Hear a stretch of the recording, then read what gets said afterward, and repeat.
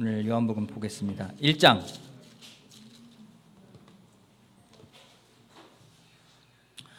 오늘 볼 말씀은 예수님이 어떻게 제자들을 삼으시는지, 또 어떻게 사람들을 초대하게 되는지, 또 예수님이 정말 중요하게 생각하는 게 무엇인지를 볼 수 있는 시간인데, 같이 요한복음 보면서 배우도록 하겠습니다. 요한복음 1장 35절 말씀부터 오늘은 51절까지 볼 건데요.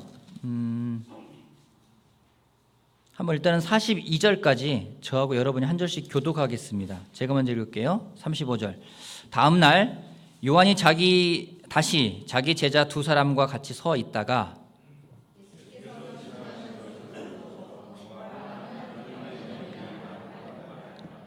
그 두 제자는 요한이 하는 말을 듣고 예수를 따라갔다.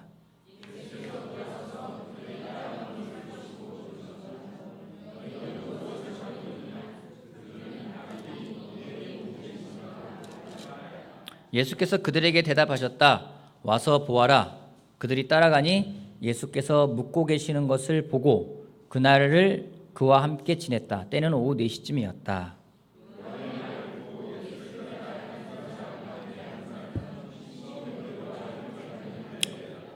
이 사람이 먼저 자기 형 시몬을 만나서 말하였다. 우리가 메시아를 만났소.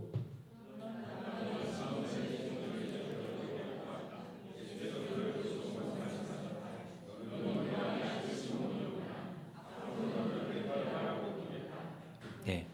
예수님이 세례를 받으셨습니다. 세례 요한이 베푸는 세례를 받고, 그리고 예수님이 먼저 하신 것은 뭐 성경마다 조금씩은 차이가 있겠지만은 예수님이 하셨던 것은 어떤 일보다는 사람을 만나서 제자를 삼는 것을 예수님이 먼저 하셨습니다. 여러 가지 일을 하실 수 있으실 것 같아요. 어디 가서 무슨 일도 하고 무슨 일도 하고. 근데 예수님이 가장 먼저 하셨던 것은 사람을 만나서 제자를 삼는 것이었습니다. 우리가 이걸 통해 알 수 있는 것은 예수님에게 있어서 일보다는 사람에게 더 먼저 관심이 있었다는 걸 우리가 알 수가 있습니다. 여러분 어떻습니까? 여러분은 일의 마음이 갑니까? 사람의 마음이 갑니까? 어떻습니까? 일의 마음이 간다 하시는 분 한번 손 한번 들어봐 주세요. 괜찮아요. 난 사람의 마음에 간다 하시는 분 한번 손 한번 들어주세요.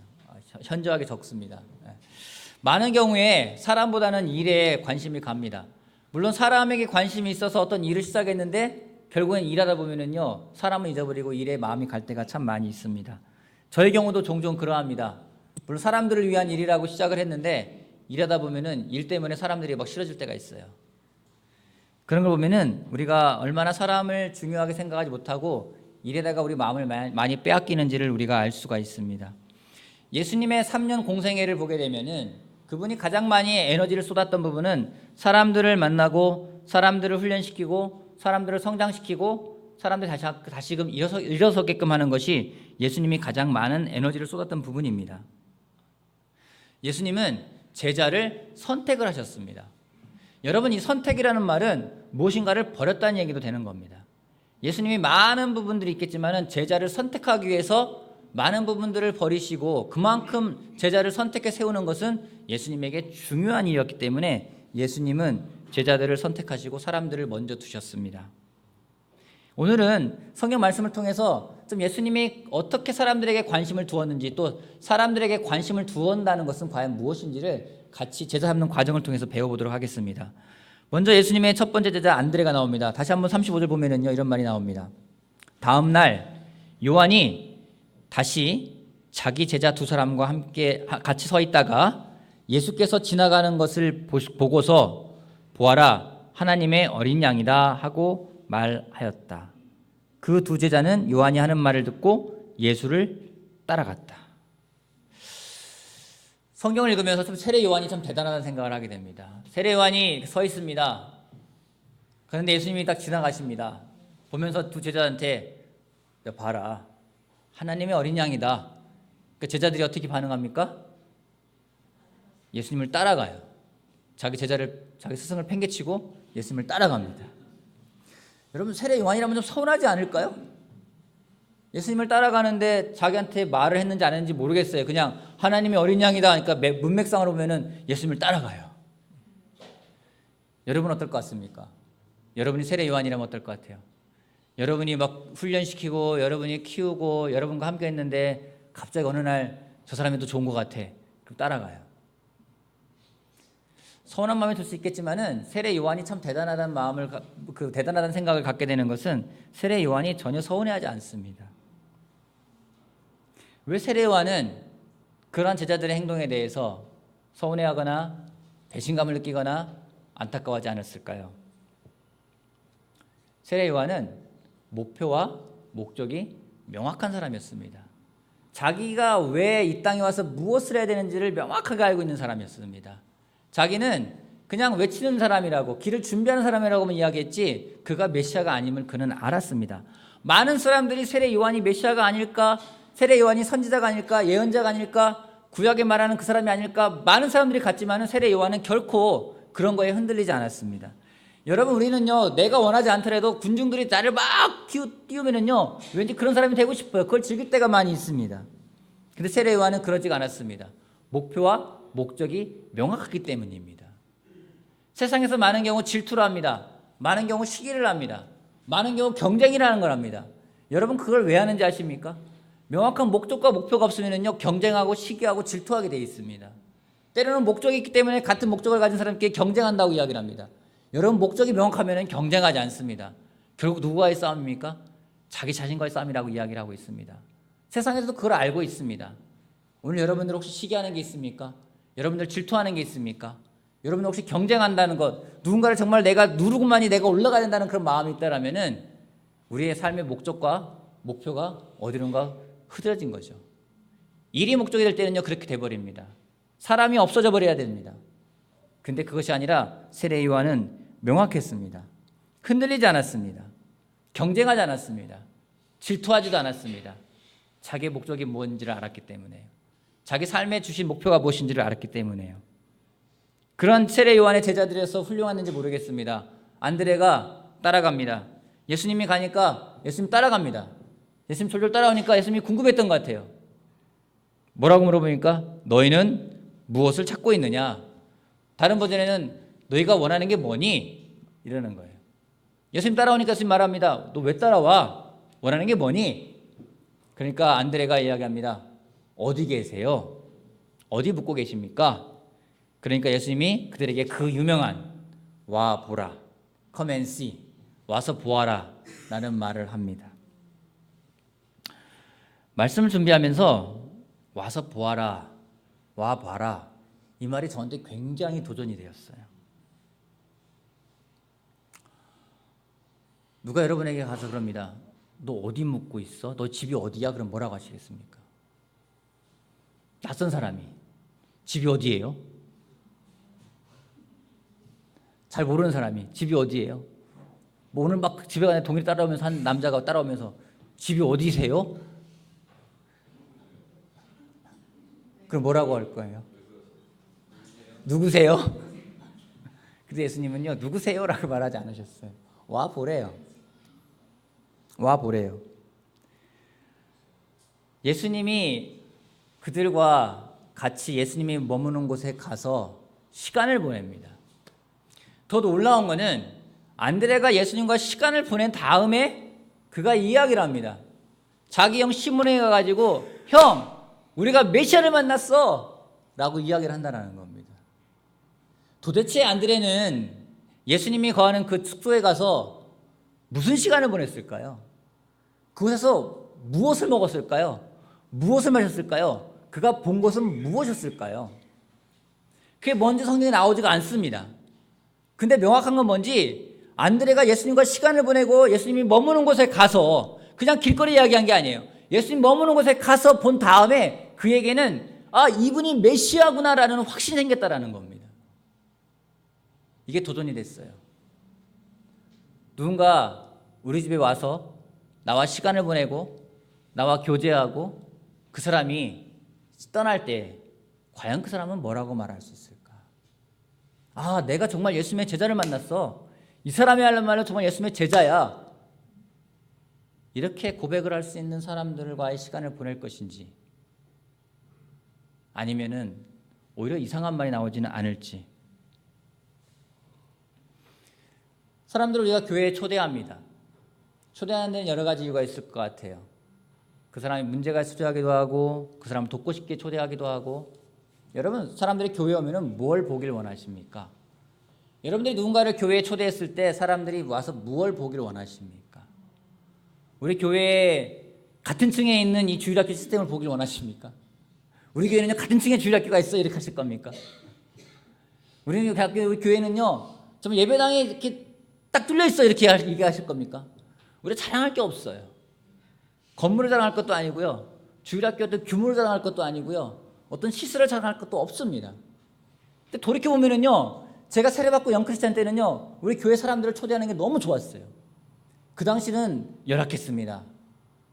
주일학교도 엉망이었고요. 엉망이라면 뭐하지만 되게 열악했고, 환경도 열악했고, 모든 게 열악했어요. 근데 사람들이 오기를 바랬어요. 왜요? 그 사람이 와서 하나님 말씀을 듣고 성경 공부를 시작하면은 그 사람은 세례를 받는다. 세례를 받으면은 그 사람의 삶이 바뀐다. 그 확신이 있었어요. 누구든지 오면은 성경 공부를 하고 세례 받으면 그 사람 삶이 바뀐다. 그 사람이 정말로 어떤 부부관계가 힘들다. 와라. 와서 성경 공부하면은 그들의 부부관계가 좋아질 거다. 그 사람이 어떤 고민이 있다. 와서 성경 말씀을 배우고 세례 받아 제자가 되면은 그 고민은 해결될 거다. 그게 무엇이든지 간에 하나님 말씀을 통해서 그가 하나님을 만나게 되면 그게 해결될 거라는 믿음이 있었어요. 그러기에 주변에 있는 사람들에게 하나님의 오라고 초대를 했습니다. 고민 있는 사람에게는 무조건 오라고 했습니다. 너 와. 너 오면은 무조건 와. 와서 보기만 해. 계속 그 얘기 했거든요. 여러분, 확신 있을 때는 그 얘기 할 수 있어요. 확신 있으면은요, 그냥 다른 말 안 해요. 야, 와서, 일단 와. 일단 와서 봐. 근데 과연 지금도 그렇게 하고 있는지. 지금은요, 사람을 초대할 때요, 많은 말로 초대를 해요. 와서 보란 말 안 해요. 우리 교회 와보세요. 이런 게, 와서 보세요란 말하지만은 저희 교회 오면은요, 이런 게 있고요. 되게 좋을 거고요. 되게 가족적이고요. 화목하고요. 따뜻하고요. 사람들 친절하고요. 되게 밝아요. 많은 이야기를 하는데요. 정말 진짜 사람을 초대할 수 있는 가장 좋은 방법은 뭔지 와서 보라는 거예요. 여러분, 그런 확신이 있으십니까? 누군가에게 여러분 가정에 와서 야, 우리 집에 와서 한번 와봐. 제대로 살아가는 게 뭔지 우리 집에 와서 봐. 우리 교회 와서 봐. 그래? 그렇게 이야기할 수 있는 마음을 다시 회복하는 게 필요하다 생각을 하게 됩니다. 이혼을 앞둔 사람이든지 알코올 중독에 있든지 그 사람이 어떤 죄에 빠져 있든지 문제가 되지 않았어요. 그런 사람은 꼭 교회에 와야 된다.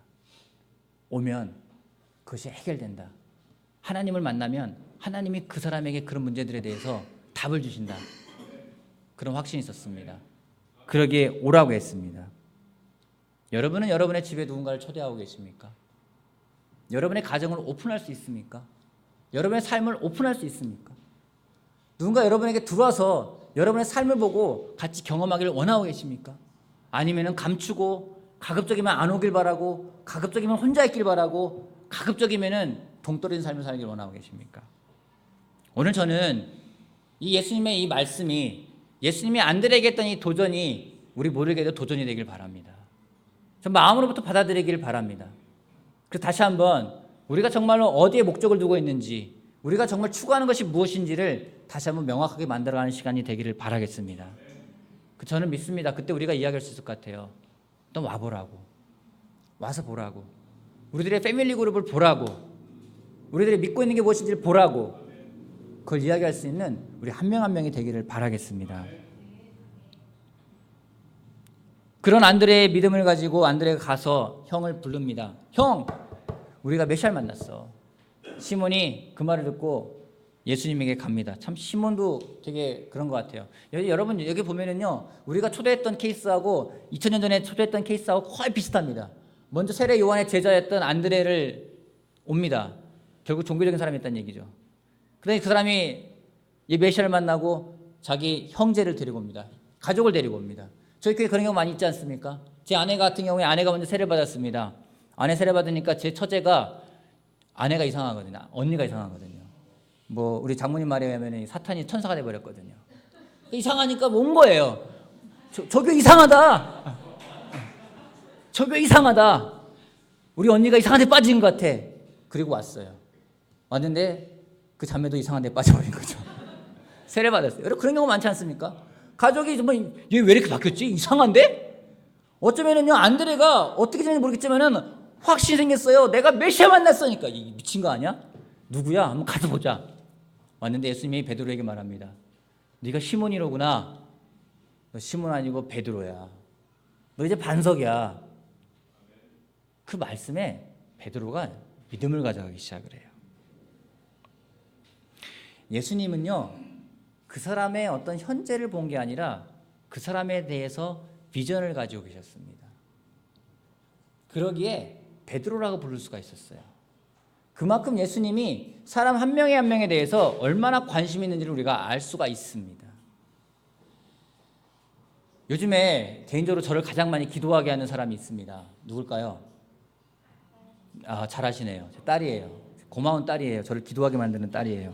저를 눈물 짓게 만드는 딸이에요. 감사해요. 입에서는 저주와 축복이 같이 나갑니다. 너 같은 딸 나라라고 꼭 얘기를 합니다. 왜 고민할까 제 생각했는데 제가 제 딸에 대해서 비전이 없어요. 비전이 없으니까 내 눈앞에 보이는 것만 봐요. 문제 있는 아이 같고 염려가 되고 걱정이 되고 왜 이렇게 반항적인 것 같고 아무 생각 없는 것 같고 뭘 할지 모르는 애 같고 맨날 외적인 것만 추구하는 애 같고 제 눈에 보이는 건 다 부정적인 거예요. 왜 이렇게 얘는 세상적인 걸 좋아하는 걸까? 얘는 왜 이렇게 외모에 신경을 많이 쓰는 걸까? 얘는 왜 생각이 없는 걸까? 얘는 공부를 하고 싶은 건가? 학교 다니고 싶은 건가? 도대체 뭘 원하는 거지? 아무것도 모르겠어. 막 그 생각만 드는 거예요. 근데 말씀 준비하면서 만약에 우리 딸을 데리고 예수님 앞에 간다면 예수님이 넌 도대체 무슨 생각하고 있는 거니? 이렇게 보실까? 아닐 거예요. 우리 딸아이한테도 뭔가 별명을 줘주시겠죠. 왜요? 사람에게 관심이 있다는 거는요 그 사람에게 비전이 있는 겁니다. 근데 그 비전은요 하나님에 대한 믿음이 없으면 볼 수가 없어요. 오늘 여러분의 아이들에 대해서 어떤 비전을 갖고 계십니까?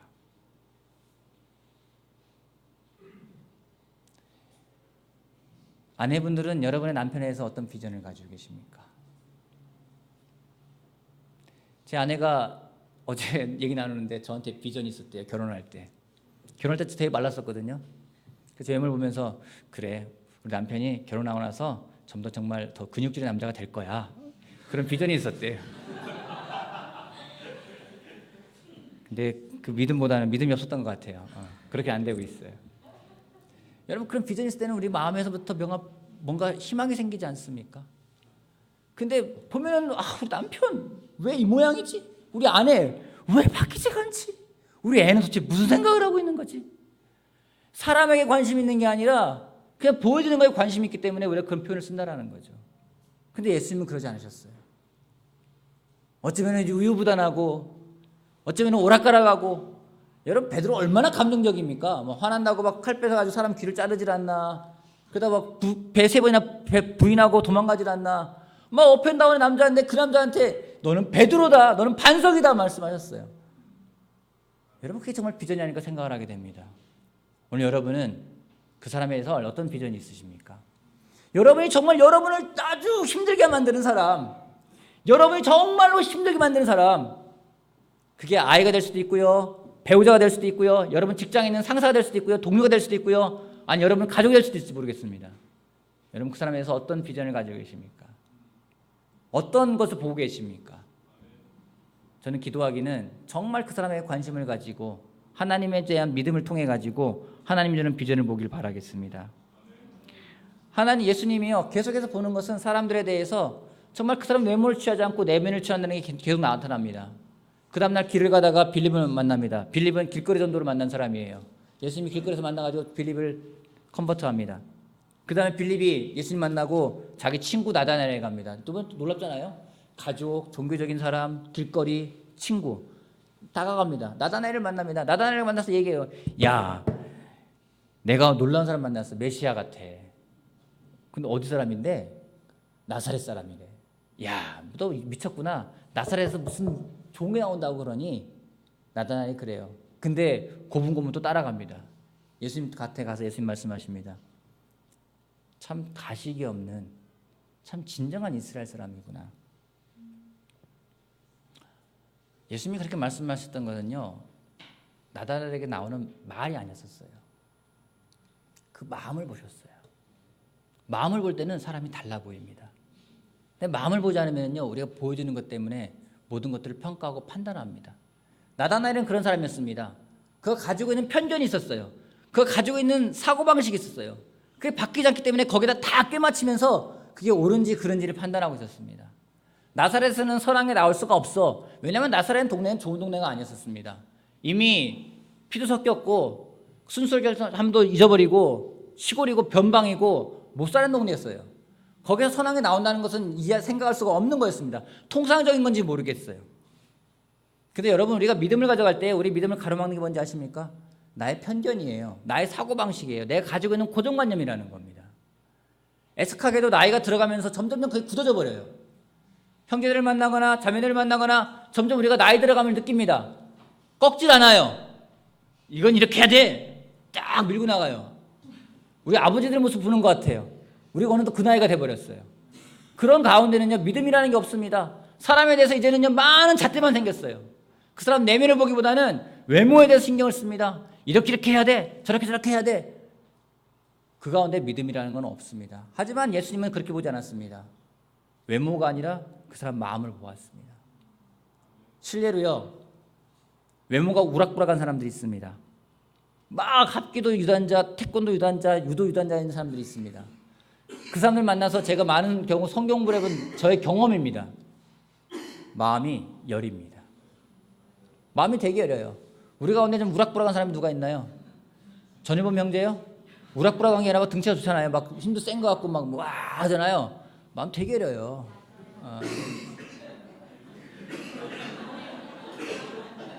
뭐 아닌 것 같잖아요. 우리 황준기 형제 볼까요? 황준기 제 성경부도 같이 했거든요. 옛날에 주황색 바지 입고 성경부 하러 왔었어요.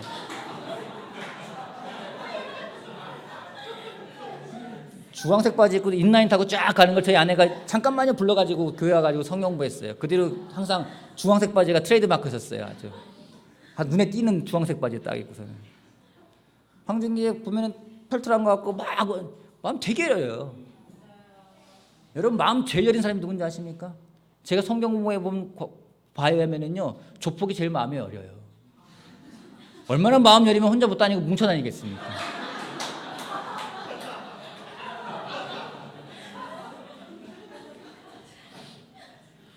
우리가 겉으로 보는 게 너무나 판단한다는 거예요. 저 사람 너무 딱딱해. 저 사람은 너무 고집이 세. 어느덧 내 마음속에서 그런 마음이 생기니까 그렇게 보이는 거예요. 예수님은요, 그 나다나엘에 대해서 그렇게 말하지 않았습니다. 그 사람 내면에 있는 게 뭔지를 보려고 노력하셨습니다. 오늘 여러분은 사람을 대할 때 뭘 보고 다니십니까? 그 사람의 무엇이 여러분의 눈에 들어오고 있습니까? 우리가 편견을 버려야 됩니다. 우리의 굳어져가는 사고방식을 버려야 됩니다. 유연해져야 됩니다. 여러분, 요즘 제가 대학원 공부를 하고 있습니다. 재밌어요. 정말 재밌고 어떤 때는 황당하기도 하고 어떤 때는 놀라기도 하고 어떤 때는 감동을 받기도 하고 여러 가지를 접하는 것이 대학원이라는 생각이 들었어요. 교수님들 만나잖아요. 와, 정말 고집들이 세세요. 질문 잘못하면 완전 집중 포화를 맞아요.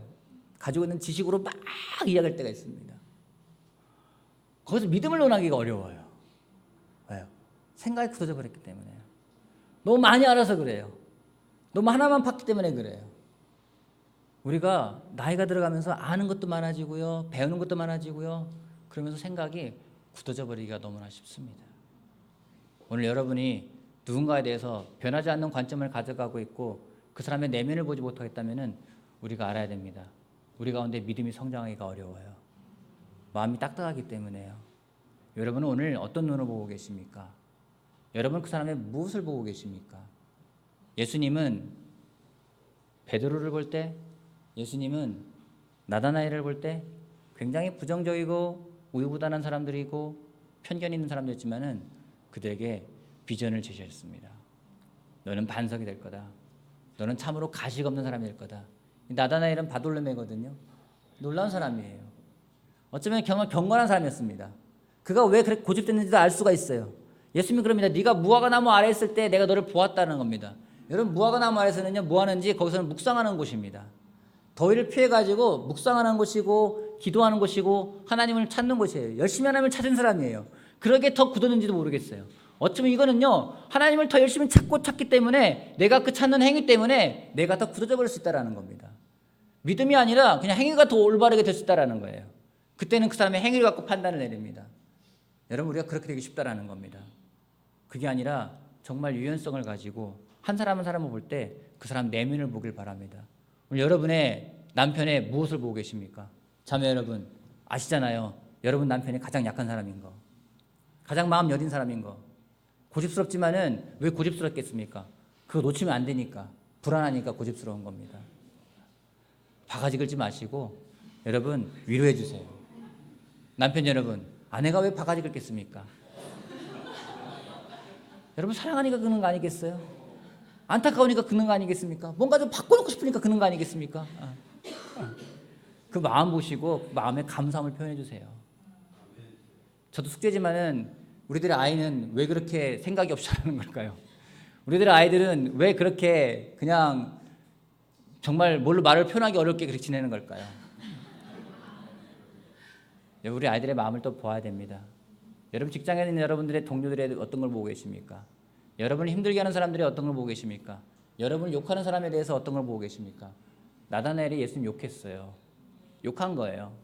뭐 나사렛에서 뭐가 나오겠냐고 욕한 거예요.